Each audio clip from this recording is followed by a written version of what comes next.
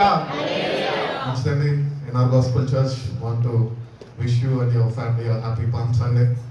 కాబట్టి ప్రభు తన రక్షణని మన కొరకు ఇవ్వడానికి ఆయన యెరూషలేములోనికి ప్రవేశించి ఉన్నాడు. యెరూషలేములోనికి దేవుడు ప్రవేశించాడు, కరెక్ట్ కదా? వాక్యం అబద్ధమా? కాదు. నా ప్రశ్న ఏంటంటే, యెరూషలేములోనికి దేవుడు ప్రవేశించాడు కదా, నీ హృదయంలోనికి ఆయన ప్రవేశించి ఉన్నాడా?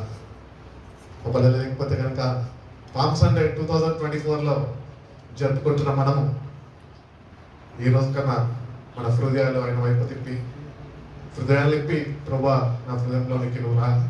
ఆనాడు ఎట్టి రీతిగా అయితే నీ ప్రజలు నిన్ను సంతోషగానాలతోని నిన్ను ఎదుర్కొని నిన్ను ఆహ్వానించి ఉన్నారో, అట్టి రీతిగా నేను నా వ్యక్తిగత జీవితంలో ప్రభా నా హృదయంలోనికి నేను మిమ్మల్ని ఆహ్వానిస్తున్నాను అని ప్రభుని ఆహ్వానిస్తే కనుక మన జీవితాలు బాగుపడతాయి, ఆశీర్వాదకరంగా దీవెనకరంగా మార్చబడతాయి. ఎందుకు యేసు ప్రభు వారు యెరూషలేములోనికి ప్రవేశించాల్సి వచ్చింది? Why did God had to get into Jerusalem?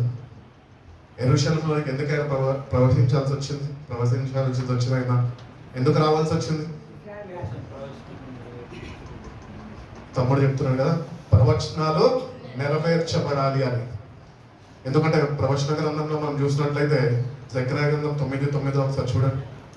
సియోను నివాసులారా బహుగా సంతోషించుడి. యెరూషలేము నివాసులారా ఉల్లాసముగా ఉండుడి. నీ రాజు నీతిపరుడును రక్షణ గలవాడును దీనుడనై గాడిద పిల్లను ఎక్కి నీ యొద్దకు వచ్చుచున్నాడు. ఈ రోజు మనం ఎట్లుండాలని దేవుడు కోరుకుంటున్నాడు చెప్పాలి. ఇంతకుముందు చదువుకున్నాం కదా, ఉల్లాసంగా సంతోషముగా మనము ఉండాలంట. ఎందుకు మనం సంతోషంగా ఉండాలంటే, ఈరోజు ఆయన రాజుగా ఆయన రాబోతున్నాడు. నూతన నిబంధన క్రైస్తవులుగా మనం ఉంటున్నాం. మరి సంతోషం ఎక్కడ వదిలేసాం? లోకంలో విడిచిపెట్టేసామేమో నీ సంతోషాన్ని. కానీ దేవుడు అంటున్నాడు, ఆనాడు ప్రవచనాలు నెరవేర్పులోనికి ఎట్టి రీతిగా అయితే రావాలో అట్టి రీతిగానే వాక్యం సెలవిస్తుంది. మీరు ఉల్లాసంగా సంతోషంగా ఉండండి, మీ రాజు మీ వద్దకు వస్తున్నాడు. రాజు ఎవరి దగ్గర కన్నా సంతోషంగా ఉండే వాళ్ళ దగ్గరకు వస్తాడు, దుఃఖంగా పడుతున్న బాధలో ఉంటున్న వారి దగ్గరకు వస్తాడు? చెప్పండి. సంతోషంగా ఆయన కొరకు వేచి ఉండే వారి దగ్గరికి, ఆయన కొరకు సిద్ధపడిన వారి దగ్గరికి, ఎందరైతే ఆయన కొరకు ముందు చూపు కలిగి ఉన్నారో, ముందు దృష్టి కలిగి ఉన్నారో వాళ్ళ దగ్గరికి ఆయన రావడానికి ఇష్టపడుతుంటాడు. కాబట్టి యేసు ప్రభు వారు రావడము అది నెరవేర్చబడడానికి జకర్యా గ్రంథకర్తలో మనకు తెలియజేస్తున్న రీతిగా గాడిద పిల్లతోని ఆయన రావాల్సి వచ్చింది. కాబట్టి యేసు ప్రభు నిన్ను నన్ను ఎంతగానో ప్రేమించి తన కుమారుడిని లోకానికి పంపించి ప్రవచనాలన్నీ నీ కొరకు నా కొరకు అందరి కొరకు అవి నెరవేర్చాలని ఆయన యెరూషలేములోనికి ఆయన గాడిద మీద ఆయన ప్రవేశించింది. కాబట్టి దేవుడు ఆయన తండ్రి యొక్క చిత్తాన్ని గుర్తెరిగి ప్రతి ఒక్కటి ఆయన నెరవేరుస్తూ ఆఖరి వారంలో యెరూషలేములోనికి ఆయన ప్రవేశించి ఉన్నాడు. ఈ ప్రజలు ఆయనను గుర్తించారు, రాజుగా ఆహ్వానించారు. కానీ ఆయన ఎవరో సంపూర్ణంగా వాళ్ళు తెలుసుకోలేకపోయారు. అటు రీతిగానే మన జీవితాలు కూడా ఉంటున్నాయి. రక్షణ పొందుకున్నాము, రక్షింపబడ్డాము, ప్రార్థనలకు వస్తున్నాము, ఉపవాసాలు ఉంటున్నాము, ప్రార్థనలు చేయించుకుంటున్నాము, వాక్యము చదువుతున్నాము. కానీ ఇంకా నీ జీవితంలో ఆయన ఎవరో నీకు తెలియకుండా ఉంటున్నామేమో. నేటికన్నా నువ్వు ఆరాధిస్తున్న దేవుడు ఎవరో తెలుసుకో. ఆయన నీ కొరకు కల్వరి శిలువలో ప్రాణం పెట్టాడు. నీ కొరకు ఆయన గురించి ప్రవచించిన ప్రతి ఒక్క ప్రవచనము అవి నీ కొరకు నా కొరకు ఆయన నెరవేర్చి ఉన్నాడు. అటు రీతిగానే ఎందరైతే నిజంగా ఆయన రాజుగా వాళ్ళ జీవితాల్లోనికి ఆయనని ఆహ్వానించి ఉన్నారో వాళ్ళు మళ్ళీ ఆయన రాబోతున్నాడు అని ఆయన రాక కొరకు వేసి ఉంటున్నారు. ఆ ప్రజలు ఎటు రీతిగా అయితే ఆ రోజు ఉల్లాసంగా సంతోషంగా ఉండెనో అట్టి రీతిగానే సార్వత్రిక సంఘము ఈరోజు ప్రభు యొక్క రాకడ కొరకు సంతోషంగా ఉల్లాసంగా ఎదురు చూస్తుంది, సిద్ధపాటు కలిగి ఉన్నది, ఆత్మతో నింపబడి ఉన్నది, తగిన సిద్ధపాటు, సరైన వస్త్ర అలంకరణ కలిగి ఉన్నది. ఎందుకంటే రాజుని ఎదుర్కోబోతుంది. It is prepared. మనం ఒకటే గుర్తించాలి, ఏంటి అంటే ప్రభు తన సంఘాన్ని తన సిద్ధపరుస్తున్నాడు. ఆ సంఘంలో ఉంటున్న నువ్వు సిద్ధపాటు కలిగి ఉన్నావా? ఆ రోజు యెరూషలేములో అందరూ చేరుకున్నారు, రాబోతున్నాడు, ప్రభు వస్తున్నాడు అని చెప్పి సంతోషంగా మారుమూల గ్రామాల్లో ఉంటున్న వాళ్ళందరూ అక్కడికి వచ్చేసారు. ఆయన రాకతోని సంతోషం ఆపుకోలేక ఖర్జూరం మంటలు పట్టుకొని హోసన్నా హోసన్నా అని ఆయనని ఆహ్వానించి ఉన్నారు. హోసన్నా అన్నదానికి అర్థం ఏంటి?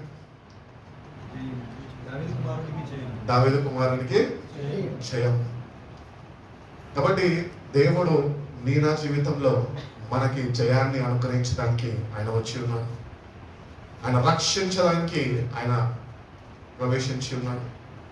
మనుషులకు ఒకప్పుడు రక్షణ లేదు, కానీ ప్రభు యెరూషలేములోనికి ప్రవహించడం ద్వారా ఆ రక్షణ మన కొరకు అనుగ్రహింపబడ్డది. కాబట్టి ఇంకా రక్షణ లేకుండా నువ్వు ఉంటున్నావేమో. రక్షింపబడ్డాము అని పేరు మాత్రమే ఉంది, కానీ నిత్యముగా ఆ సంతోషము ఉల్లాసము నీలో లేకుండా ఉన్నదేమో. తగిన సిద్ధపాటు నీకు లేదేమో. ప్రభు ఏ క్షణమైనా, ఏ నిమిషమైనా, ఏ గడి అయినా ఆయన రాబోతున్నాడు. ఆనాడు ప్రజలు ఆయన వస్తున్నాడని అందరూ సిద్ధపడి ఉన్నారు, కానీ ఈనాడు మన సంగతి ఏంటి? ఆయన రాబోతున్నాడు కదా, మన తగిన సిద్ధపాటు ఉండాలి కదా. ఈసారి ఆయన వచ్చినప్పుడు నీకు మన అందరికీ సిద్ధపాటు లేకపోతే కనుక మనం విడిచిపెట్టి వెళ్ళిపోతాడు ఆయన. నీకు అనుగ్రహింపబడిన రక్షణని నీ నిర్లక్ష్య స్వభావం ద్వారా నువ్వు చేతులారా పోగొట్టుకుంటావు. కాబట్టి ప్రభు దగ్గరికి వచ్చిన మనము ఆ తగిన సిద్ధపాటు నీకున్నదా? నువ్వు వాక్యం చేత సరిదిద్దుకునే అవసరం నీకున్నది.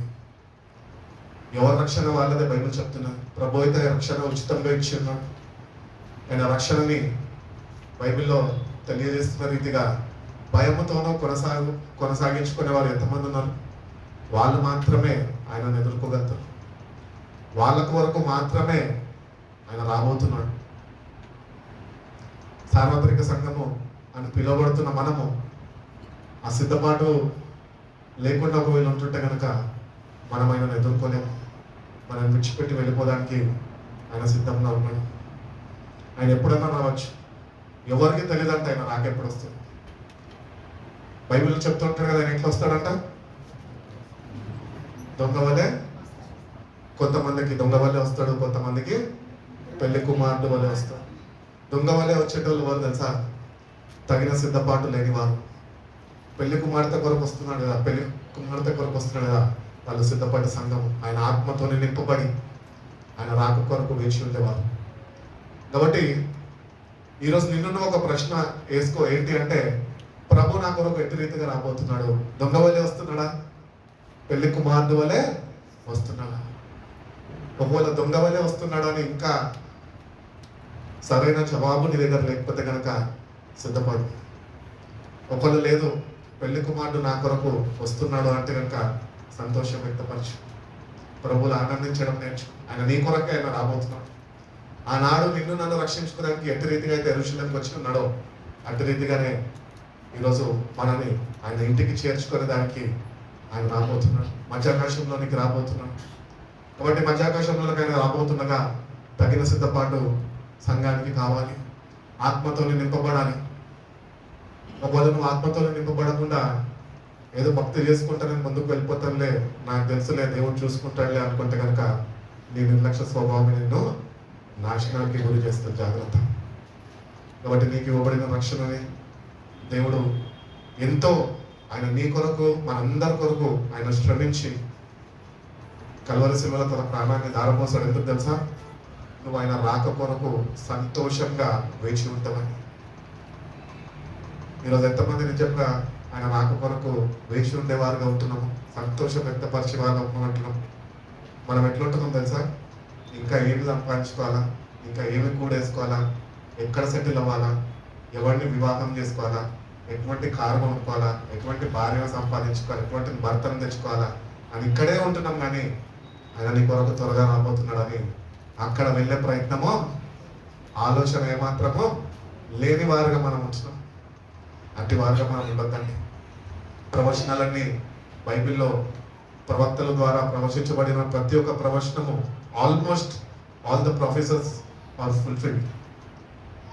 ఇంకా కొన్ని ప్రాఫెసెస్ ఉన్నాయి. అది ఏంటి అంటే దానిలో ప్రాముఖ్యమైనది సెంటర్ స్టేజ్ ఏంటి అంటే ఆయన రాక మాత్రమే. ఆయన రెండవ రాకడగా ఆయన రాబోతున్నాడు. కాబట్టి అది నెరవేర్పులోనికి రాబోతుండగా నువ్వు తగిన సిద్ధపాటు కలిగి ఉండాలి.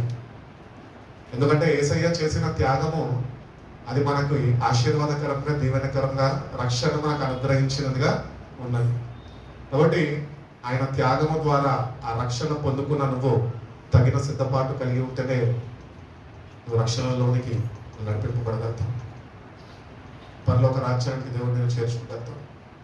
లేదంటే నేను ఇట్లనే ఉంటాను అంటే కనుక అది ఇష్టం. అది జీవితాన్ని నేటికన్నా నువ్వు మార్చుకో అని దేవుడు తెలియజేస్తున్నాడు. ప్రాఫెసెస్ ఫుల్ఫిల్ చేయడానికి మాత్రమే ఆయన వచ్చి ఉన్నాడు.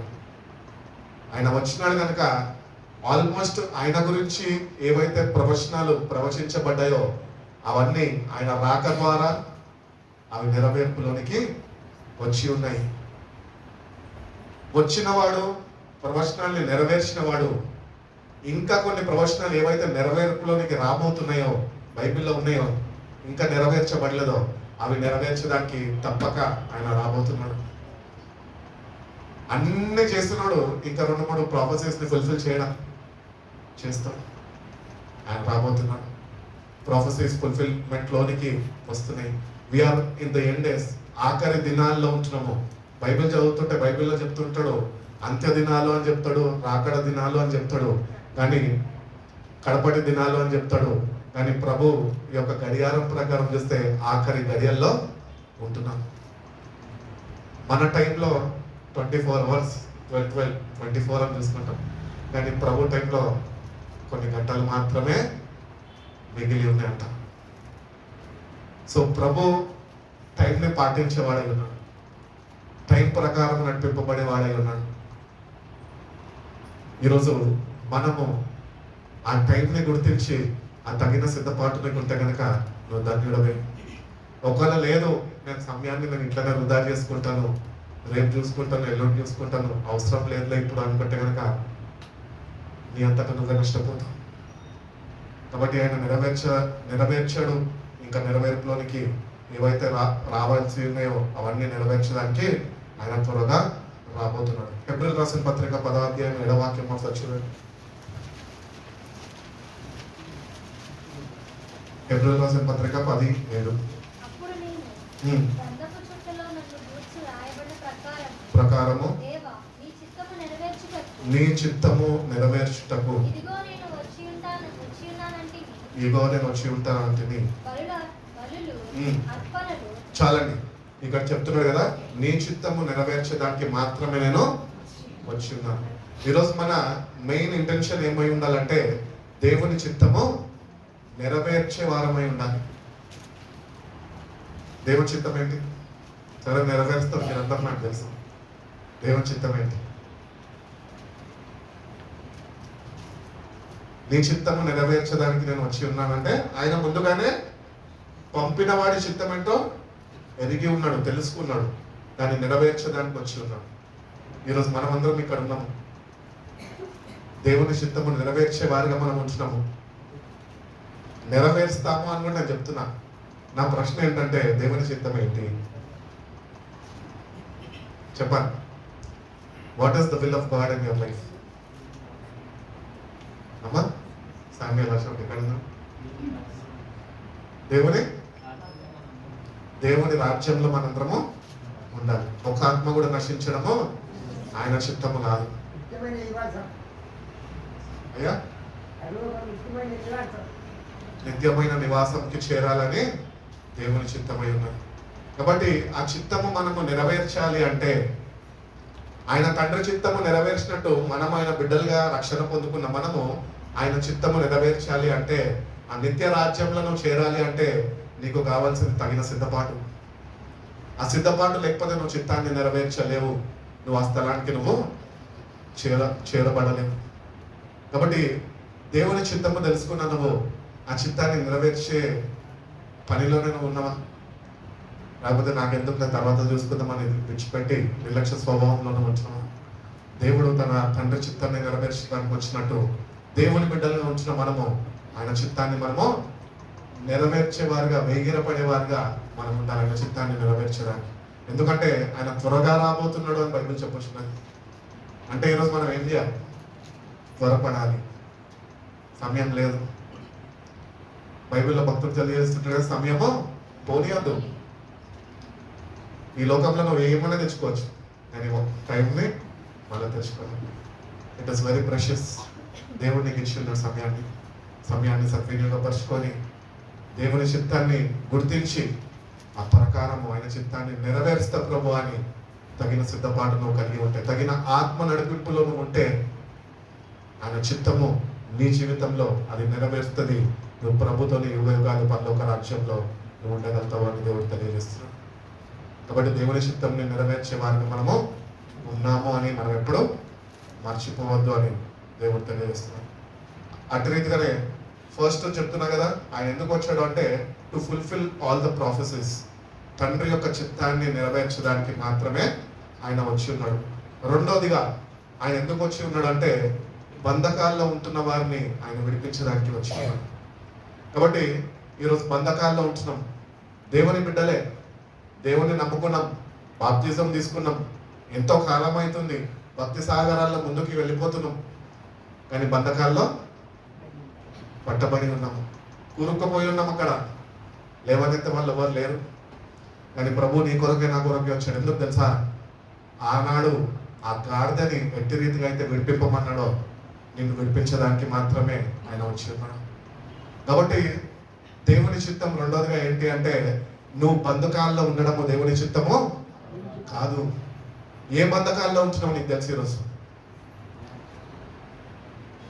అది ఏ బంధకమైనప్పటికీ దేవుని సన్నిధికి వచ్చినందుకు నీ పూర్ణ హృదయంతో నువ్వు ఆయన వైపు చూసి ప్రభా బంధకాలలో ఉన్న వారిని విడిపించడానికి నువ్వు వచ్చినావు కదా ప్రభా, నేను ఈ బంధకాల్లో ఉంటున్నాను ప్రభు, నువ్వు నన్ను విడిపించు అని నువ్వు యథార్థ హృదయంతో నువ్వు దేవుణ్ణి అడగగలితే, ఎందుకు బంధకాల్లో పట్టబడ్డావు, ఎందుకు అటు రీతిగా చిక్కుకుపోయినావు అని కన్నీళ్లు విడిచి ప్రభు యొక్క సహాయం నువ్వు వేడుకుంటే కనుక ఆనాడు ప్రభు ఎట్టి రీతిగా అయితే తన ప్రజలకి విడుదల కలుగజేశాడో నేడు నీకు కూడా విడుదల ఆయన కలుగజేయడానికి ఉన్నాడు.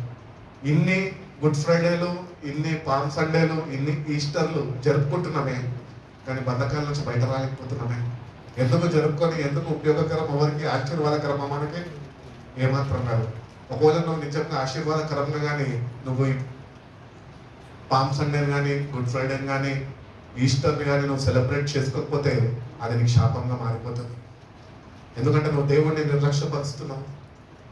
దేవుని చిత్తాన్ని గుర్తెరిగి కూడా చిత్తాన్ని నువ్వు నెరవేర్చలేని వాడిగా నువ్వు మిగిలిపోతున్నావు. కాబట్టి ఏ బంధకాల్లో ఉన్న ప్రభుకి ఈరోజు చెప్పు, ప్రభా ఈ బంధకాల్లోనే పట్టబడి ఉన్న నన్ను విడిపించు అని ఆయన సన్నిధిలో కన్నీళ్ళు వచ్చి బ్రతిమలాడుకొని ప్రాధేయపడి విడుదల నాకు కావాలి అని విడుదల పొందుకునేంత వరకు ప్రభుని విడిచిపెట్టద్దు. మనం ఏం చేస్తాం తెలుసా? చాలాసార్లు మన పొరపాటు, బంధకాల్లో ఉన్నాము అని తెలిసి వెళ్ళి వేషధారణ పశ్చాత్తాప హృదయంతో ప్రభు దగ్గరకు వచ్చి ఏదో కొన్ని కన్నీళ్లు దాచేసి ప్రభు నన్ను విడిపించేయ, నీ శక్తితో నన్ను నింపు, మళ్ళీ ఇంకొకసారి వెళ్ళి వాటిల్లో నేను పడిపోవద్దు అని చిన్న ప్రార్థన చేసుకొని ముగించుకొని వెళ్ళిపోతాము. మళ్ళీ తిరిగి చూస్తే ఎక్కడికి వెళ్ళినాం అంటే మళ్ళీ తిరిగి అదే బంధకాల్లో జీవించేవారిని మనం లేదండి. ఆ బంధకాల నుంచి నీకు విడుదల వచ్చినప్పుడే, ప్రభు నిన్ను విడిపించినప్పుడే ఆ రక్షణ ఆనందము నీకు అనుగ్రహింపబడుతుంది. బంధకాల్లో ఉంటే రక్షణ ఆనందం ఉండదు. మనం రక్షణ ఆనందము కలిగి ఉండాలని దేవుడు కోరుకుంటున్నాం. రక్షించుకున్నాడు, ఆయన రక్షణని నిజంగా అనుభవిస్తుంటే ఆనందము నీలో పుట్టుకొస్తూ ఉంటుంది. రక్షణ ఆనందము నువ్వు కలిగి జీవించగలదు. కాబట్టి దేవుని బిడ్డలుగా ఉంటున్న మనము బంధకాలలో పట్టబడి ఉన్నాం. ఇంకా ఆ బంధకాల నుంచి విడుదల మనము పొందుకోవాలి.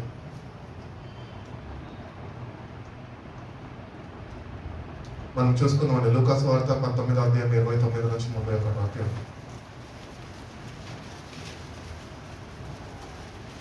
ఆయన ఒలీవల కొండ దగ్గరనున్న బెత్ఫగే బేతనియ అనే గ్రామముల సమీపమునకు వచ్చినప్పుడు తన శిష్యులు ఇద్దరిని పిలిచి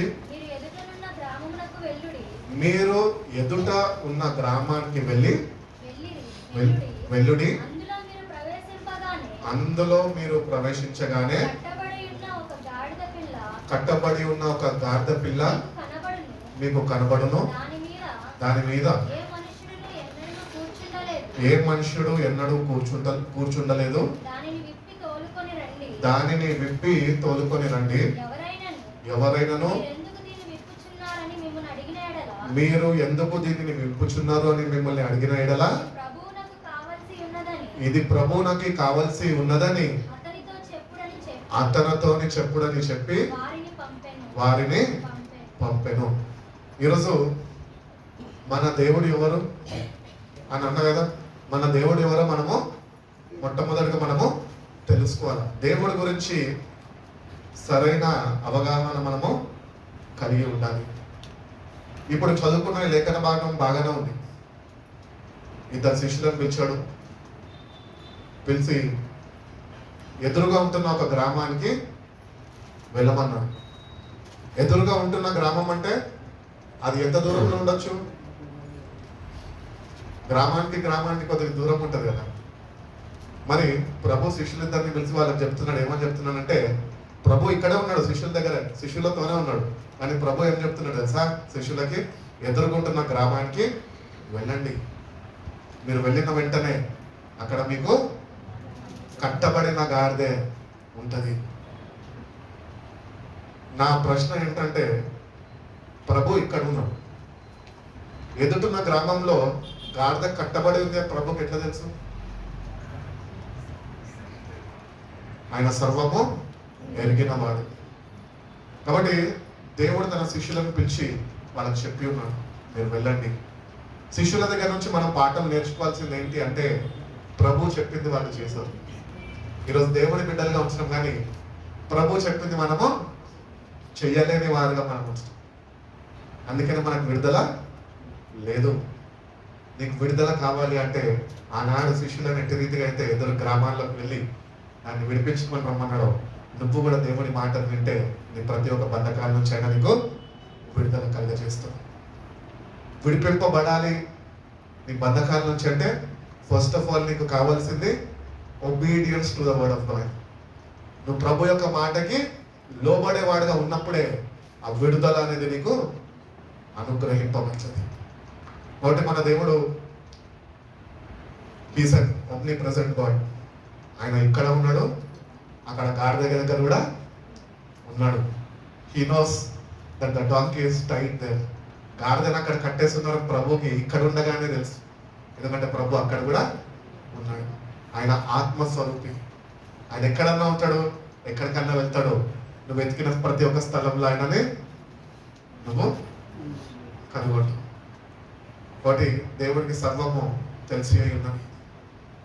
హీస్ ప్రెసెంట్ ఎవ్రీవేర్. మనం చాలాసార్లు అనుకుంటుంటాము దేవుని బిడ్డలుగా ఏదో ఎవరికి కనబడకుండా చేస్తున్నాను, ఎవరు చూస్తలేదా అని. కానీ దేవుడు ఎదురుగా ఉంటున్న గ్రామంలో గాడిదని ఎట్లయితే చూస్తాడో నువ్వు చేస్తున్న ప్రతి ఒక్క పనిని ఆయన చూస్తున్నాడు. కాబట్టి దేవుడు చూస్తున్నాడు అని భయభక్తులు కలిగి మనం జీవించాలి. దేవుని దగ్గరకు వచ్చిన మనము శిష్యుల వలె లోబడే వారిగా మనం ఉండాలి. దేవుడి మాటకి శ్రద్ధ వహించి మనం లోబడితే ఆ విడుదల అనేది నీకు అనుగ్రహింపబడుతుంది. అటు రీతిగానే ఇంకొక ఎగ్జాంపుల్ చూసినట్లయితే, నతానియేలు ముందుగానే చెట్టు కింద ఉన్నాడని ప్రభు గుర్తెరిగి ఉన్నాడు. నతానియేలు అడుగుతుంటాడు, నువ్వు నన్ను ఎందుకు ఎప్పుడు చూసావు అక్కడ? నువ్వు అక్కడ ఉండడం నేను ఆల్రెడీ చూస్తున్నాను. అక్కడ ప్రభు ముందుగానే ఉన్నాడు. కాబట్టి మన ప్రభు దగ్గర నుంచి మనం ఎక్కడికి తప్పింపబడలేము. ఆయన కళ్ళని మనము కప్పలేము. తల్లిదండ్రులు కన్నులు కప్పే పిల్లలు లేరా? హైదరాబాద్కి చదువుకొని దానికి ఉద్యోగాలు చేయడానికి రమ్మంటే చెడు స్నేహాలలో ప్రేమలో పడిపోయి తిరిగేటోళ్ళు లేరా? మళ్ళీ దేవుని బిడ్డలే, విశ్వాసులే, బాప్తిజం పొందిన వాళ్ళే. కానీ బాధాకరమైన విషయం ఏంటి అంటే మారు మనసు లేని వారు. ఎట్లుంటుందని నీ జీవితం ఈరోజు? జీవితాన్ని సరిదిద్దుకో. నీ తల్లిదండ్రుల దగ్గర నుంచి ఇంతకాలం నువ్వు ఏమీ తెలియనట్టు ఒక గుడ్ బాయ్ లాగా, గుడ్ గర్ల్ లాగా తిరిగేసినావేమో. కానీ ప్రభువుకి నువ్వు ఎంత మంచిగా మా ప్రభువుకి తెలుసు. ఒక్కరోజు మొత్తము బట్ట బయలు చేయబోతున్నాడు ఆయన బట్ట బయలు చెయ్యబోతుండగా దానికి ముందే నీ జీవితాన్ని మార్చుకొని నీ జీవితాన్ని సరిదిద్దుకొని ప్రభు కోరుకుంటున్నాడు. ఒకటి, మన జీవితాల్లో ఏమన్నా లోపాలు ఉంటే అవి ప్రభువుకి తెలుసు కనుక అవి మనం వెళ్ళి యథార్థ హృదయంతో ఒప్పుకుంటే ఆయన క్షమించే దేవుడు వాటి నుంచి విడుదల మనకి కలగజేసే దేవుడు అయి ఉన్నాడు. దాన్ని బట్టి కూడా మనం ప్రభులో సంతోషించేవారు ఉన్నాం. నా బంధకాల నుంచి నా ప్రభు నన్ను విడిపిస్తాడు అన్న విశ్వాసము నీకు ఉండాలి. ఆ విశ్వాసం కలిగి జీవించాలి. ఆ విశ్వాసం లేకపోతే కార్యాలను చూడలేదు. విశ్వాసం కావాలి, దేవుని యొక్క సంపూర్ణ విశ్వాసం. వాళ్ళిద్దరు శిష్యులను పొమ్మన్నాడు, పోయి దాన్ని విప్పుకొని రండి, ఎవడన్నా నన్ను అడిగితే ఇది ప్రభువుకి కావాలి అని చెప్పమని చెప్పి.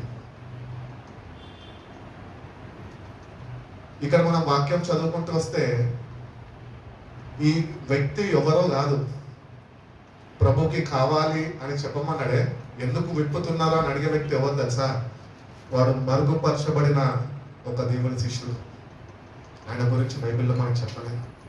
Is an unseen disciple working for God. ఈరోజు మనం కూడా దేవుని కొరకు పేరు కొరకు లేకపోతే ఒక గొప్పతనం కొరకు మనం పనిచేయద్దు, కానీ రహస్యముగా ప్రభు కొరకు వాడబడేవారుగా మనం ఉండాలి. నువ్వు రహస్యంలో చేస్తున్న ప్రతి ఒక్కటి ప్రభు చూస్తున్న దేవుడై ఉన్నావు. కాబట్టి ప్రభు దగ్గరికి వచ్చిన మనం నిజంగా ప్రభు దగ్గరికి వచ్చి, ప్రభు నేను నీ కొరకు వాడబడతాను, నీ మాట వింటాను అని శిష్యుల వలె, ఈ మరుగు చేయబడిన శిష్యుల వలె మనం ఉండాలి. ఆయన ఏమన్నా అడిగాడు? ఎవరి కొరకు కావాలంటే ప్రభు కొరకు కావాలి అంటే వెంటనే అది ఇచ్చేస్తాడు. ముక్కు ముఖం తెలియనాడు వాడని ఇచ్చేస్తాడా? నువ్వు నేనైతే ఏమంటావు? వాడరా, ఎందుకు ముడుతున్నావు? ప్రభు వాడు, నువ్వు వాడు, నాగాడిదని ముడుతున్నాం అని మనం అంటాం. కానీ ప్రభు ముందుగానే ఆడు సిద్ధపరిచి పెట్టి ఉన్నాడు.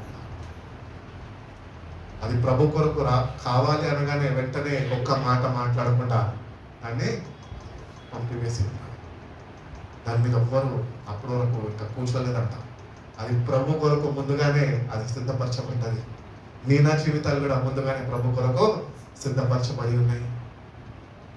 ఆ గాడిద ఎట్లయితే ప్రభువుని ఎక్కించుకుందో మన జీవితాల్లో మనం కూడా ప్రభువుని ఆహ్వానించేవారుగా, మనము ఆయనని ఊరేగించేవారుగా మనము ఉండాలి అని ప్రభు కోరుకుంటున్నాం.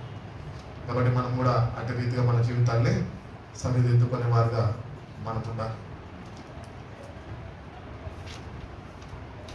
అదేవిధంగా మనం చూసుకున్నట్లయితే యెషయా గ్రంథకర్త అంటూ ఉంటాడు కదా, 61లో అంటాడు కదా, దేవుని ఆత్మ నా మీద ఉన్నది, వీధులకు సువార్త ప్రకటించడానికి. ప్రభు యెహోవా ఆత్మ నా మీదకి వచ్చి ఉన్నది, దీనిలోకి సువార్త ప్రకటించుటకు యెహోవా నన్ను అభిషేకించు. నలిగిన హృదయం గల వారిని దూరపరచుటకు దృఢపరచుటకు చెరలో ఉన్న వారికి విడుదలను బంధింపబడిన వారికి విముక్తిని ప్రకటించుటకు యెహోవా హిత వస్త్రమును మన దేవుని ప్రతిదండన దినమును ప్రకటించుటకును దుఃఖక్రాంతులందరినీ ఓదార్చుటకు సియోనులో దుఃఖించు వారికి ఉల్లాస వస్త్రములు ధరింప చేయుటకును బూడిదకు ప్రతిగా పూదండను దుఃఖమునకు ప్రతిగా ఆనంద తైలమును భారభరితమైన ఆత్మకు ప్రతిగా స్తుతి వస్త్రమును వారికి ఇచ్చుటకును ఆయన నన్ను పంపి ఉన్నాడు.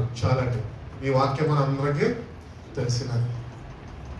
కాబట్టి దేవుని ఆత్మ ఆయన మీదకి దిగి వచ్చినప్పుడు ఆయన బంధకాలలో నుంచి వాళ్ళని విడిపించాడు. ఎట్లా విడిపింపబడ్డారు? కేవలం ఆయన నోటి మాట ద్వారానే. ఈరోజు మనం ఒకటి నేర్చుకోవాలి, ఏంటి తెలుసా? దేవుని వాక్యం వింటున్నాం కానీ ఆయన మాట వినలేకపోతుంది. దేవుని మాటలు అయితే వింటున్నాం, సేవకులు ప్రసంగము చెప్పుతున్నారు, వాక్యాన్ని వివరిస్తున్నారు, కానీ మనము ఆయన మాట వినలేని వారుగా, మాటని గుర్తించలేని వారుగా మనం ఉంటున్నాం. మనం అందుకనే దేవుని మాటని గుర్తించాలి. అది నీ హృదయాన్ని గుంజుకున్నప్పుడు దాన్ని నువ్వు ఆహ్వానించాలి, దాన్ని నువ్వు భద్రపరచుకో. అప్పుడే నీకు విడుదల అనేది దేవుడు నీకు కలుగజేస్తాడు. మూడవదిగా మనం చూసుకున్నట్లయితే ఎందుకు ఆయన వచ్చాడు అంటే, ఒకప్పుడు దేవుని బిడ్డలుగా ఉంటున్న మనం ఆయన స్వరూపంలో చేసుకున్నాడు కదా మనుషులను. కానీ మనుషులంట దేవుని మాటకి వాళ్ళు విరుద్ధంగా జీవించి, దేవుని మాటను ధిక్కరించి వాళ్ళు దేవుని యొక్క మహిమను పోగొట్టుకున్నారు. అందుకనే బైబిల్లో చెప్తా ఉంటారు కదా, భేదం ఏమీ లేదు, అందరము పాపము చేసి దేవుడు అనుగ్రహిస్తున్న మహిమను మనం పోగొట్టుకున్నాం. ఈరోజు మనం ఏం పోగొట్టుకున్నాం తెలుసా? మన ఓనర్షిప్ పోగొట్టుకున్నాం ఆయనతో. ఆయన మనకు ఓనర్ అయి ఉండాలి, కానీ మన ఓనర్ ఈరోజు మారిపోయింది. ఓడి ఈరోజు మన ఓనర్ లోకాధికారి, వాటిని కంట్రోల్ చేస్తున్నాడు. ఈరోజు ప్రభు ఎందుకు వచ్చాడు తెలుసా? తిరిగి మళ్ళా ఆ ఓనర్షిప్ తీసుకొని వచ్చాడు. నిన్ను మళ్ళా ఆయన దగ్గరికి, ఆయన బిడ్డగా ఆయన చేర్చుకోవడానికి. He wants to be your father. ఆయన నీకు తండ్రిగా ఉండాలని ఆయన మళ్ళా వచ్చి ఉన్నాడు. కాబట్టి ఎప్పుడైతే మనిషి పాపము చేశాడో, తండ్రితోని సావాసాన్ని కోల్పోయాడో, ఓనర్షిప్ కట్ అయిపోయింది. ఈ ఓనర్షిప్ని మళ్ళా తిరిగి స్వాధీనపరచుకోవడానికి, ఆయన సొత్తుగా, ఆయన సొత్తగా చేసుకునేదానికి ఆయన మళ్ళా వచ్చి ఉన్నాడు. అందుకని బైబిల్ చెప్తుంటది, యోహాను 10:10 ఏమంటాడో, దొంగతనం చేయడానికి, హత్య చేయడానికి మాత్రమే వస్తాడు, కానీ నేనైతే, చదవండి వాక్యం చదవండి. దొంగతనంను, హత్యను నాశనం చేయడానికి వచ్చినాడు, కానీ మరి దేనికి రాడు. గొర్రెలకు జీవము కలుగుటకును, అది సమృద్ధిగా కలుగుటకును నేను వచ్చి తినని. అబ్బా, మనకి నిత్య జీవము సమృద్ధిగా ఇవ్వడానికి ఆయన వచ్చి ఉన్నాడట. ఈ వాక్యాన్ని మనం చదువుతున్నప్పుడు ఒకటి గుర్తించాలి, ఏంటి తెలుసా?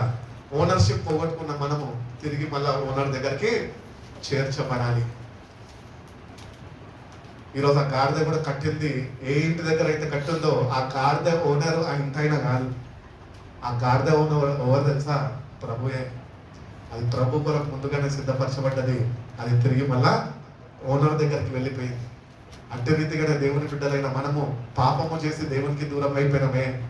ఈరోజు నిన్నుండి మళ్ళా ఆయన దగ్గరికి, ఆయనతోనే చేర్చుకునే దానికి ఆయన వచ్చి ఉన్నాడు. సమృద్ధిగా ఇవ్వడానికి వచ్చాడంట నిత్య జీవాన్ని. ఈరోజు మనం నిత్య జీవం కలిగి ఉంటున్నామా? ఎవర్ లాస్టింగ్ లైఫ్ అనేది మనకు ఉన్నదా? అష్యూరెన్స్ నీకు ఉన్నదా? ఆ సంతోషం నీలో ఉన్నదా? ఇంకా ఓవర్ ఓనర్షిప్ లో ఉంటున్నా? ఒకసారి ఆలోచించు. Is God your owner are devil your owner? నీ ఓనర్ ఎవరై ఉన్నారు? చెప్తాం కదా, మా ఇంటి ఓనర్ అండి, ఆంటీ వాళ్ళని చూపిస్తున్నా ఇంటి ఓనర్స్. ఈరోజు మన ఓనర్స్ ఎవరై ఉన్నారు? ప్రభు ఉండాల్సిన ఓనర్గా ఆయనను విడిచిపెట్టేసి మరొక ఓనర్ దగ్గర మనము జీవించేవారు. ఈ మరొక ఓనర్ ఏం చేస్తాడంటే, వాడు నీ దగ్గర నుంచి దొంగతనం చేస్తాడు, నేను హత్యకి గురి చేస్తాడు, నాశనానికి గురి చేసేస్తాడు, నరకానికి ఈడ్చుకొని వెళ్ళిపోతాడు. నువ్వు వెళ్ళిపోకూడదనే నిన్ను నిర్మించుకున్న నీ ఓనరు మళ్ళీ తిరిగి నిన్ను ఆయనతో చేర్చుకునే దానికి మాత్రమే నీ దగ్గరకు వచ్చింది.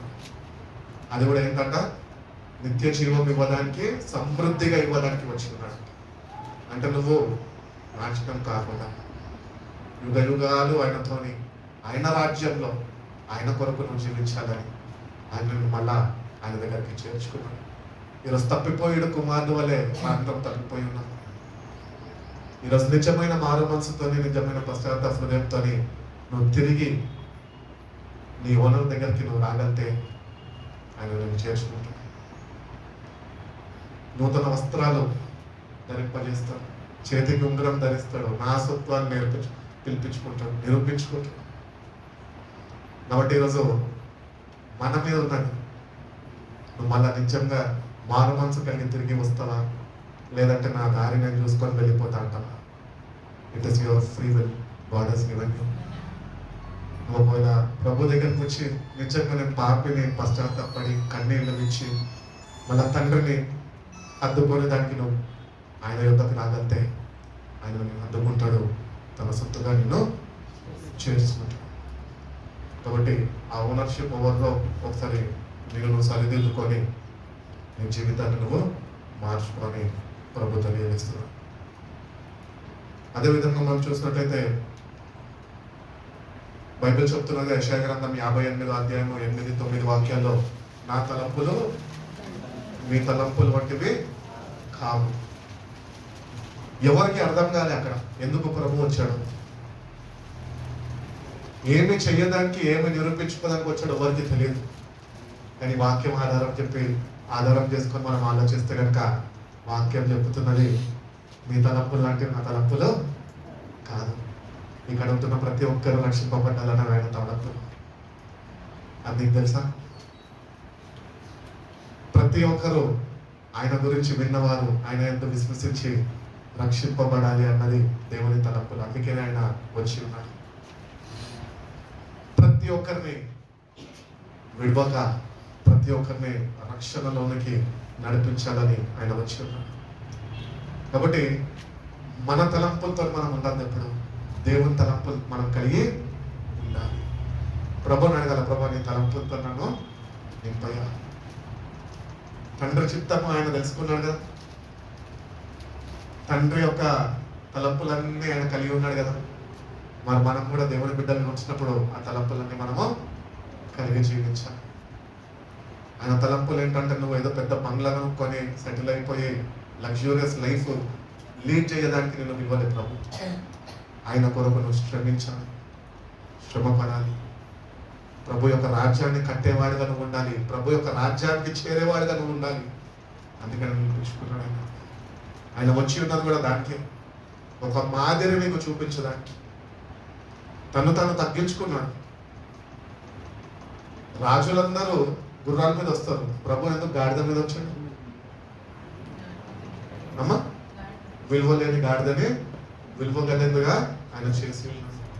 ఒక మాట చూసుకుంటే కనుక ఆనాడు రాజులు సమాధానంతో వస్తున్నప్పుడంట వాళ్ళు గాడిదల మీద వచ్చేటోళ్ళంట. అదే ఒకవేళ ఆ కాలంలో రాజులు గుర్రం మీద వస్తుంటే అది యుద్ధానికి గుర్తంట, మరణంకి దారి తీస్తుందంట. అందుకనే ప్రభు దాన్ని గుర్తించి ఆ యోధుల వాళ్ళ సాంప్రదాయాన్ని గుర్తించి అట్టి రీతిగానే గాడిదని ముందుగానే సిద్ధపరచుకొని ఆయన రావడం ద్వారా భూమి మీదకి సమాధానం మనకు అనుగ్రహింపబడ్డది. ఈరోజు మనము కూడా విలువలేని మనని ఆయన విలువనిచ్చి కొన్నాడు, రక్తాన్ని చెందించి విలువించాడు. ఈరోజు విలువైన పాత్ర వలె నువ్వు వాడబడాలి, విలువైన పాత్ర వలె నువ్వు జీవించాలి, దేవుని ఆత్మతో నువ్వు కలిసి ఉండాలి అని దేవుడు కోరుకుంటున్నాడు. బైబిల్ చెప్పుచున్నది, ఆత్మ లేనివాడు నా వాడు. ఈరోజు ఎంతమంది ఆయన వారం కాదు. మనం ప్రశ్నించుకున్నాం. పేరుకి క్రైస్తవుడిని, పేరుకి సంఘానికి వెళ్తున్నావు, కానీ నువ్వు ఆయన వాడివి కావు అని బైబిల్ చెప్తున్నావు. అందుకనే విలువలేని నీ జీవితానికి విలువించాడు కనుక నువ్వు ఈరోజు ఆ విలువని కాపాడుకోవాలి అంటే కనుక దేవుని ఆత్మను నువ్వు కలిగి జీవించాలి. అడిగిన వాళ్ళకి అడిగినంత ఇస్తా అంటున్నాడు ఆయన. కొరత లేని ఆత్మ అభిషేకము దేవుడి ఇస్తా అంటున్నాడు. పొందుకునే బాధ్యత, ఆశ మనకున్నా మనం ప్రభుని అడిగితే ప్రభు ఇస్తాం. ప్రభు మనం ఏమి అడగకముందే మనకు రక్షణ ఇచ్చున్నాడే, తన కుమారుడిని మన కొరకు ఇచ్చేస్తున్నాడే. మరి కుమారుడిని ఇచ్చిన వాడు నీకు తన ఆత్మనివ్వడం, ఆ శక్తిని కనపరచు, బ్రతిమలాడుకో. ఆత్మతో నింపబడతా ప్రభు అని, నీ ఆత్మతో నన్ను నింపి నడిపించు ప్రభు. నీ కార్యాలు, నీ శక్తి, నీ ప్రభావం నాలో ఉండాలి ప్రభు అని ప్రభు నేను అడిగితే ఆయన తన ఆత్మతోనే ఆయన నింపుతాను. కాబట్టి మన తలంపుల్ని పక్కకు పెట్టేసి ఆయన తలంపులతో మనము నింపబడాలి. ప్రభు రాబోతున్నాను, ఆ పరలోక రాజ్యంలో చేరాలని ఆశ అయితే అందరికి ఉన్నది. కానీ పరలోకం గురించి కానీ అక్కడ ఎవరెవరు ఉంటారని అక్కడ ఏమి చేయాలని ఈ తలంపులు అయితే మనకి లేవు. చనిపోతే వెళ్ళిపోవాలి, వెళ్ళమండి. ఎట్టి రీతిగా అయితే వీసా లేకపోతే బయట దేశానికి వెళ్ళలేమో ఇక్కడ కూడా నువ్వు ప్రభు యొక్క తలంపులు గుర్తెరగక ఆత్మని పొందుకోక నువ్వు ఒకవేళ ఉంటే పరలోక రాజ్యానికి కూడా నువ్వు చేరలేవు. ట్రావెలింగ్ ఎంత ఇంపార్టెంట్, డాక్యుమెంటేషన్ ఈ రక్షణ కూడా అంతే. సెక్యూరిటీ ఆఫీసర్స్ ఉన్నట్టే అక్కడ కూడా ఉంటారు. ఆయనలో నుంచే లోపలికి ప్రవేశించాలంటే ఎక్కడ అవ్వడు ఇటు పక్క నుంచి అటు పక్క నుంచి లోపలికి ప్రవేశించలేరు అని వాక్యం చెప్తుంది. కాబట్టి సెక్యూరిటీ చెక్స్, ఎయిర్పోర్ట్కి వెళ్ళినప్పుడు చాలా మందికి అనుభవం ఉంటుంది కదా, ఇంటర్నేషనల్కి వెళ్తే ఒకలాంటి సెక్యూరిటీ చెక్స్ ఉంటాయి. నార్మల్ డొమెస్టిక్ ఎయిర్పోర్ట్లోకి వెళ్తే, ఇండియా లోపల వెళ్తే నార్మల్ పోలీస్ వాళ్ళు ఉంటారు, మామూలు చెకింగ్ చేస్తారు.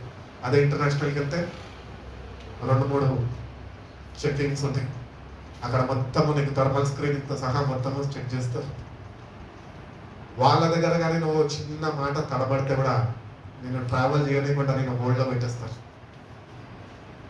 నువ్వు వెళ్ళాల్సిన స్థలానికి నువ్వు చేరలేవో అక్కడ నిన్ను బంధించేస్తారు వాళ్ళ దగ్గర. సేమ్ మన స్పిరిచువల్ లైఫ్ కూడా ఒకవేళ నువ్వు కానీ జీవితాన్ని సరిదిద్దుకోకపోతే, నువ్వు ఇంకా నిజమైన మారు మనసు పొందకుండా నువ్వు ఒకవేళ ఆత్మతో నడిపింపబడకపోతే కనుక నువ్వు వెళ్ళలేవు ఆయన దగ్గరికి. అందరూ అడ్డుకుంటారు.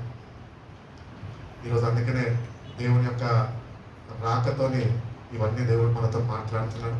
కాబట్టి దేవుని యొక్క రాజ్యానికి మనము చేరేవారుగా మనం ఉండాలి అని దేవుడు కోరుకున్నాడు. కాబట్టి ఆయన తలంపులతో మనము నింపబడాలి. 5వదిగా మనం ఒకటి మాట గుర్తిస్తే కనుక, ఆనాడు ఇశ్రాయేల్ ప్రజలు భయంకరమైన శ్రమలలో వాళ్ళు బానిసలుగా ఉంటున్నప్పుడు, వాళ్ళు బైబిల్ చెప్పుచున్నది, వాళ్ళు ప్రతిసారి దేవునికి మొరపెట్టినప్పుడు అంట దేవుడు వాళ్ళకి ప్రార్థనను ఆలకించి వాళ్ళకి సహాయం అనుగ్రహించున్నాడంట. యెరూషలేములోనికి దేవుడు ఎందుకు వచ్చాడు తెలుసా? నువ్వు ఆయనకు మొరపెడితే నీ ప్రార్థనను ఆలకించి నీకు కూడా సహాయపడే దేవుడు అయినాడు. హల్లెలూయా. కాబట్టి ఇశ్రాయేల్ ప్రజలకి తోడున్న దేవుడు ఈరోజు నీ కొరకు నా కొరకు కూడా ఆయన సిద్ధముగా ఉన్నాడు.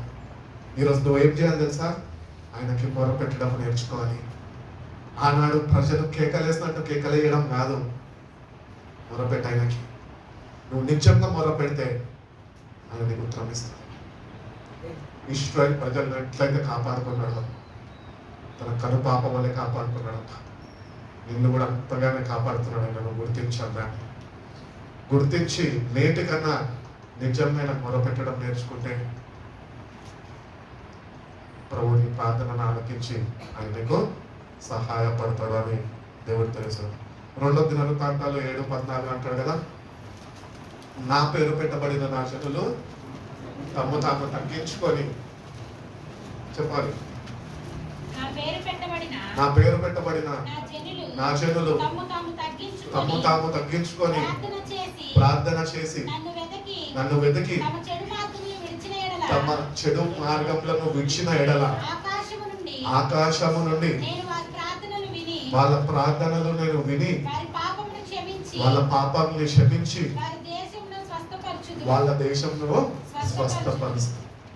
కాబట్టి దేవుని బిడ్డలుగా ఉంటున్న మనము బైబిల్లో చక్కగా మన గురించి చెప్తున్నాం. తన పేరు పెట్టబడిన జనులు.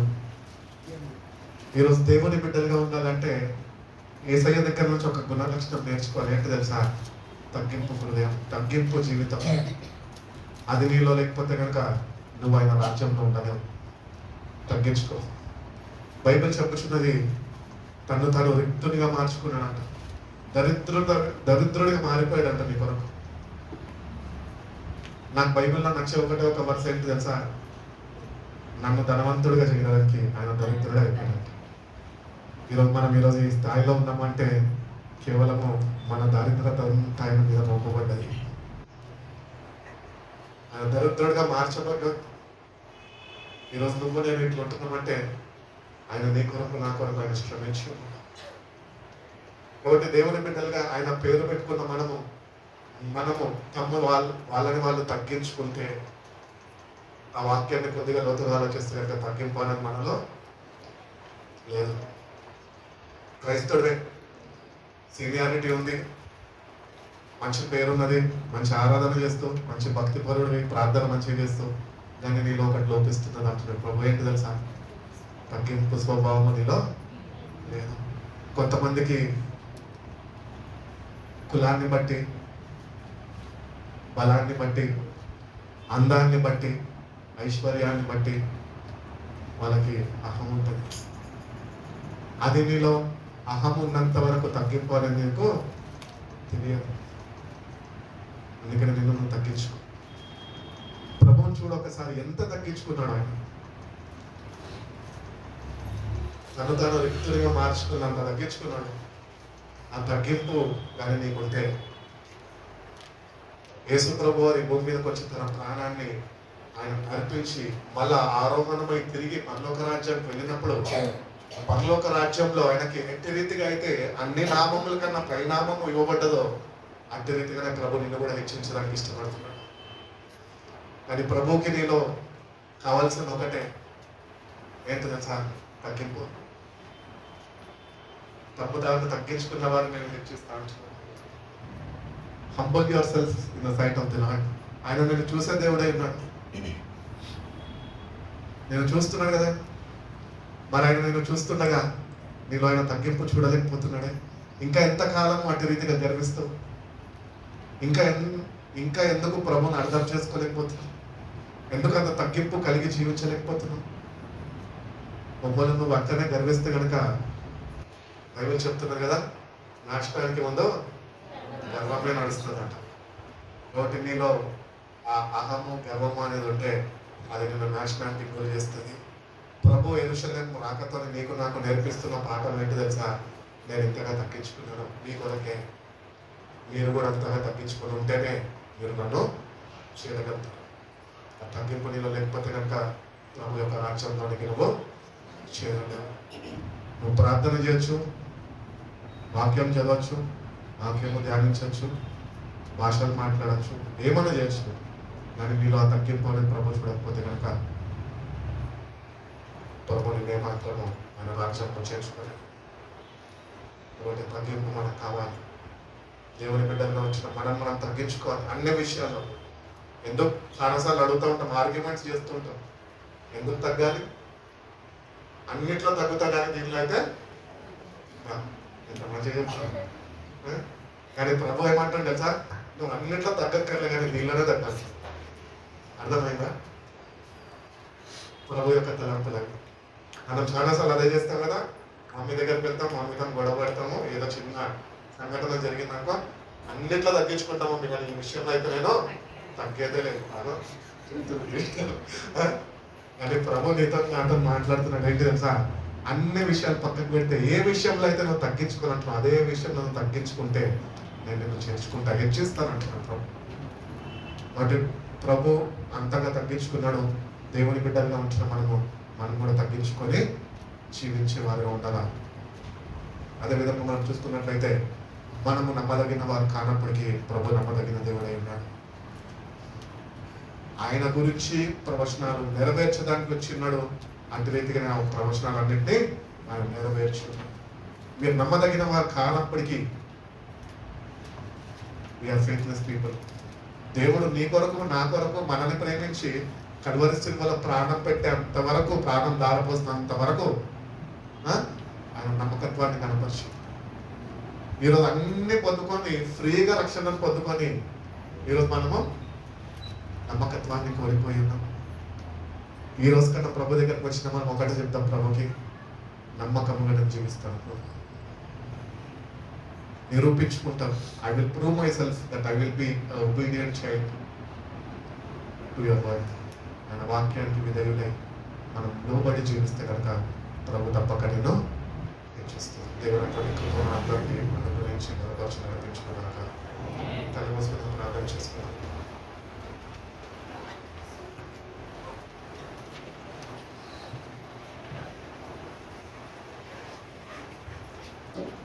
పరిశుద్ధుడా, ప్రేమ కలిగిన సేవా గొప్ప తండ్రి, మమ్మల్ని ఎంతగానో ప్రేమించి ప్రభా ఈ దినాన్ని నైనా మా జీవితంలో మాకు అనుగ్రహించిన విధానాన్ని స్తోత్రాలు ప్రభా. మమ్మల్ని మర్చిపోక ప్రభా మీరు జ్ఞాపకం చేసుకొని సజీవ లెక్కల ఉంచి ప్రభా సజీవమైన దేవుణ్ణి ఆరాధించడానికి మమ్మల్ని మీ సన్నిధికి నైనా మీరు చేర్చుకున్న విధానం బట్టి తీసుకుంటున్నాను ప్రభా.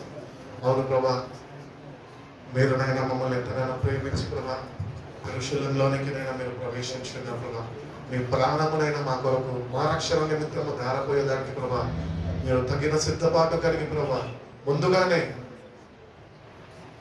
మమ్మల్ని మీరు జ్ఞాపకం చేసుకొని ప్రభా మా కొరకు ప్రభా మనుషులంలోనికి మీరు ప్రవేశించున్నట్లు ఆనాడు ప్రజలు కేకలేసినట్టు మేము వేస్తలేదు కానీ ప్రభా కన్నీళ్లతోని ప్రభా నీ పాదాలు కడగడానికి నీ సన్నిధికి వచ్చినప్పుడు మమ్మల్ని ఒక్కసారిగా జ్ఞాపకం చేసుకొని ఇంకా రక్షణ పొందుకున్న మేము రక్షణ నిర్లక్ష్యం చేస్తున్నామేమో ప్రభా ఒక్కసారి ప్రార్థనను మీరు ఆలకించండి ప్రభా మా జీవితాన్ని మీరు దర్శించండి మా జీవితాన్ని మీరు బాగు చేయండి ప్రభా నీకు ఇష్టమైనవన్నిటి మన నుంచి మీరు తీసుకెళ్ళండి ప్రభు మీరు కార్చిన రక్తముతో మమ్మల్ని కడగండి ప్రభు నీ దృష్టికి అంగీకారమైన జీవితమునైనా మా ప్రతి ఒక్కరికి నేను అనుగ్రహించండి.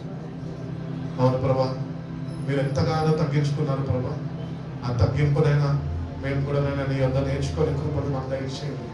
అంటే తగ్గించుకున్న జీవితాలు మాకు దయచేయమని అడుగుతున్నాం. మీరు మాకు తోడుగా ఉండండి. నేను మమ్మల్ని మీరు ఎంతగానో ప్రేమించి మీరు మా కొరకు వచ్చి ఉన్నారు ప్రభా మీరు మా కొరకు మళ్ళీ తిరిగి రాబోతున్నారు ప్రభా అందుని బట్టి కూడా మేము ఆనందించే వారిగా ఆనాడు ప్రజలు మిమ్మల్ని బట్టి ఆనందించినట్లు ప్రభా మీ రాక కొరకునైనా మేము వేచి ఉండి తగిన సిద్ధపాటుతో ప్రభా సంతోషంగా ఉల్లాసంతో ఆనందంతో ప్రభా వేచి ఉండే కృపను అటు తగిన సిద్ధపాటును మా ప్రతి ఒక్కరికి మీరు దయచేయండి. అవును ప్రభా మీరు ఇచ్చిన రక్షణమైన మేము నిర్లక్ష్యం చేయకుండా ప్రభా మీ చిత్తాన్ని నెరవేర్చండి ప్రభా మీ చిత్తాన్ని మా జీవితంలోనైనా మీరు నెరవేర్పులోనికి తీసుకొచ్చే దేవుడుగా మీరు మాకు ఉంటున్నందుకు వందనాలు ప్రభా. అటు నీ బిడ్డల వల్లే ప్రభా విధేయులై మీ మాటకి లోబడి జీవించండి మా ప్రతి ఒక్కరికి మీరు దయచేయండి. వచ్చిన ప్రతి ఒక్క బిడ్డనైనా మీరు దర్శించండి. మీ లెంట్ సీజన్ మేము ముగించుకోవాలి ప్రభా నైనా ఆఖరి వారంలో ప్రభా ప్యాషన్ వీక్లోకి మేము వెళ్తుండగా ప్రభా మీరు మాకు తోడుగా ఉండండి. ఇంతకాలమునైనా మీ వాక్యాన్ని విని ఉన్నాం మీ శిల్వ త్యాగాన్ని మేము ధ్యానించి ఉన్నాము ప్రభా ఈ కొద్ది దినాల్లో ప్రభా మీ శిల్వని మేము ఆశ్రయిస్తుండగా ప్రభా నీ బిడ్డల్ని మీరు దర్శించండి. మీ శక్తితో బిడ్డలు మీరు నింపండి ప్రభా ఎక్కడెక్కడైతే బిడ్డలు పడిపోయి ఉన్నామో ప్రభా మమ్మల్ని అందరినీ మీరు లేమని తండ్రి మీరు మీకు తోడుగా ఉండండి. మీ సహాయాన్ని మాకు అనుగ్రహించండి ప్రభా తగిన సిద్ధపాటునైనా ప్రతి ఒక్కరికి మీరు దయచేయండి. సిల్వను గురించిన సువార్త నశించుచున్న వారికి వెరితనముగానే దేవుని బిడ్డలకు అది మీకైతే అది దేవుని శక్తి అయి ఉన్నది ప్రభా. అవును ప్రభా నీ వాక్య ప్రకారమునైనా బిడ్డలనైనా నీ సిల్వని ఇంకొక వారం రోజులు ధ్యానించబోతున్నాక ప్రభా మీరునైనా బిడ్డలనైనా మీ శక్తితో బిడ్డలు మీరు నింపండి. ఇప్పుడు దాని శక్తితో బిడ్డలు నింపబడి ప్రభా నీ కొరకునైనా జీవించినంత కాలం ఆ సాక్షులుగా జీవితాన్ని కృపను బిడ్డలు మీరు దయచేయండి. మీరే బిడ్డలు తోడుగా ఉండండి. మీ చేతులైతే బిడ్డలు మీరు ఆశీర్వదించండి. అన్ని విషయాల్లో మా బిడ్డలకి మీరు తోడుగా ఉండేనైనా మీ సహాయాన్ని నైనా బిడ్డలకి మీరు అనుగ్రహించండి. మీ అందునైనా సంపూర్ణ విశ్వాసమునైనా వాళ్ళు కలిగి జీవించే కృపను దయచేయండి. అటు వాక్యంతో బిడ్డలు మీరు నింపండి ప్రభా ఈ వాక్యం అందు విశ్వసిస్తూ ప్రభా కార్యాలయంలోనైనా వాళ్ళ జీవితాల్లో అనుభవించే కృపను బిడ్డలకి మీరు దయచేయండి. మీరే బిడ్డలు తోడుగా విన్న వాక్యాన్ని నేను ఫలింపచేయండి. మీ చిత్తమైతేనైనా మరొక వారంలో ప్రభా ఈ వారం మొత్తమునైనా మీ సమయంలో ఈ రీతిగా మేమందరం కలుసుకొని ప్రభా ఈ వాక్యాన్ని ధ్యానించి అయినా మా జీవితాన్ని మేము సరిదిద్దుకొని ప్రభా నీకు సమీపస్తులుగా జీవించే కృపను మా ప్రతి ఒక్కరికి మీరు దయచేస్తున్నారు. ప్రతి ఒక్క బిడ్డనైనా మీ చేతులుగా పలుస్తుంది మీరు ఎక్కడ భద్రపరిచి కాసి కాపాడుకుంటున్నారు. యేసయ్య పరిశుద్ధ నామములో ఈ ప్రార్థన అడిగి వేడుకొచ్చున్నాము.